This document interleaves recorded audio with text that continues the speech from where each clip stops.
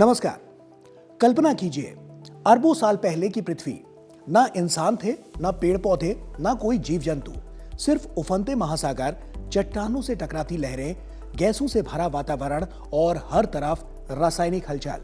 सदियों से विज्ञान के सामने सबसे बड़ा सवाल यही रहा है कि आखिर इस निर्जीव पृथ्वी पर जीवन की पहली चिंगारी कैसे जली। क्या आसमान में चमकती विशाल बिजली ने जीवन के जरूरी तत्व बनाए, या फिर जवाब कुछ और ही था। अब स्टैनफोर्ड यूनिवर्सिटी के वैज्ञानिकों की एक नई रिसर्च ने इस रहस्य को एक रोमांचक नया मोड़ दे दिया है।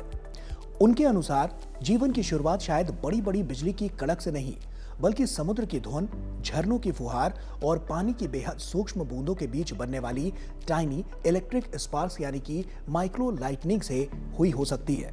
ये खोज इसलिए बेहद खास है क्योंकि ये बताती है कि जीवन के लिए जरूरी अमीनो एसिड्स और न्यूक्लिक एसिड जैसे कंपाउंड्स सिर्फ बड़े तूफानों से नहीं, बल्कि प्रकृति की बेहद साधारण दिखने वाली जल बूंदों से भी बन सकते थे। तो क्या ऐसा संभव है कि इस तरह की गतिविधियों से जीवन की शुरुआत हो सकती है? वैज्ञानिकों की यह खोज क्या बड़े खुलासे कर रही है, और माइक्रो लाइटनिंग आखिर होती क्या है जो जीवन की उत्पत्ति के रहस्य से पर्दा उठा रही है? तो आइए साइंस स्पार्क के सेगमेंट में विस्तार से जानते हैं इस खोज के बारे में। ऐसे में सवाल आता है कि क्या है ये खोज और माइक्रो लाइटनिंग क्या होती है?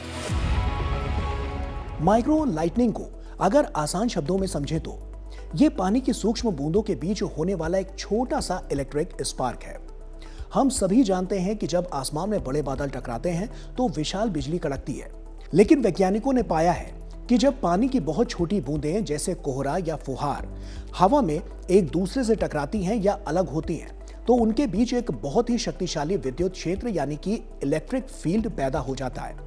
यह क्षेत्र इतना मजबूत होता है कि बूंदों के बीच इलेक्ट्रॉनों का आदान प्रदान होने लगता है, जिससे प्रकाश की नन्ही चिंगारियां निकलती हैं।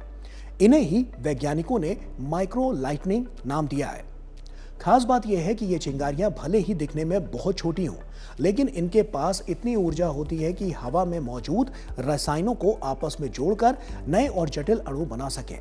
यानी जिसे हम साधारण कोहरा समझते हैं, वो असल में रसायनों को जीवन में बदलने वाली एक प्राकृतिक प्रयोगशाला की तरह काम करता है।